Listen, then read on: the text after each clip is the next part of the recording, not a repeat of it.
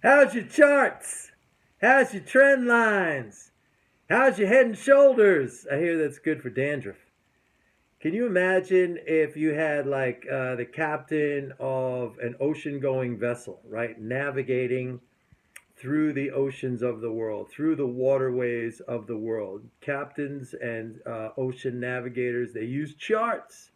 But can you imagine if those charts only showed you the underwater terrain that you have already passed? It did not show you what was ahead of you. That's exactly the analogy that I can use to describe charting to try to predict what the market is going to do as opposed to what it did do, which is exactly what the charts represent. So it is kind of folly. I do look at charts, but I look at charts differently from the way most people do.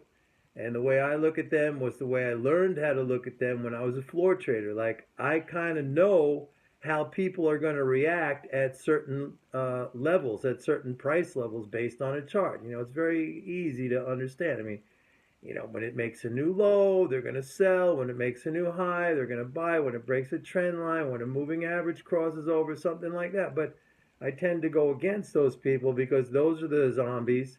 Those are the 100%. Those are the stop losers.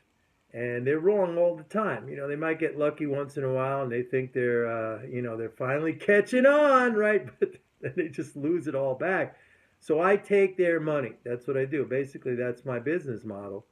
Is my business model is not about really. I mean, you can call it trading. You could call it applied MMT. But it's really the business model is taking the money of the zombies and the stop losers and the mousy boys and the parrots and the what ifs. I take their money. That is my business model because I combine the proper mental game with the MMT understanding, the right information, and I take their money. So that is my business model. But the chart thing, like somebody said, everybody has their own approach. That's right. That's the concept of alignment, which I spoke about, which is absolutely right. I mean, I'll say it again for the millionth and one time. I could throw darts at a dartboard and make money, but that's because I have the mental game. That's not my preferred approach because, that's kind of random in a sense, although there is some skill involved in dart throwing. But however, I prefer to employ MMT, which is the correct understanding of sovereign money systems. Okay. Now, on that note, we had a couple of comments posted up here about Jim Rogers, right? That's going to be the worst recession of our lifetime. They're printing money. That's going to be the worst recession in our lifetime. Remember he said that when they voted Brexit? It's going to be the worst recession in our lifetime. Still waiting there, Jimbo. So now he's saying that the pound's going to go down below $1. But, okay, I will admit that he said if Scotland leaves uh, the UK. Now, we don't know if that's going to happen, okay, and that's not up for a vote anytime soon. So we do not know. But again, he talks about things that he really deeply, uh, fundamentally does not understand. He talks about, Britain has a high debt. It has a high debt. Again, that's not understanding uh, sovereign money. That is not understanding free floating FX. That is not understanding the distinction between a currency issuing nation and a nation that does not issue currency. Like he's been saying that about the debt of the United States for decades. Okay, he does not understand. Fundamentally, does not understand. So you cannot. And then he said, "Well, they have a trade deficit. They have a current account deficit."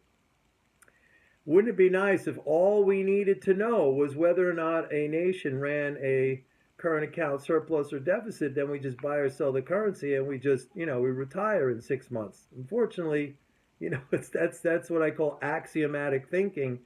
It's not necessarily always the case. I could show you examples of countries that have run trade surpluses and their currencies have gone down.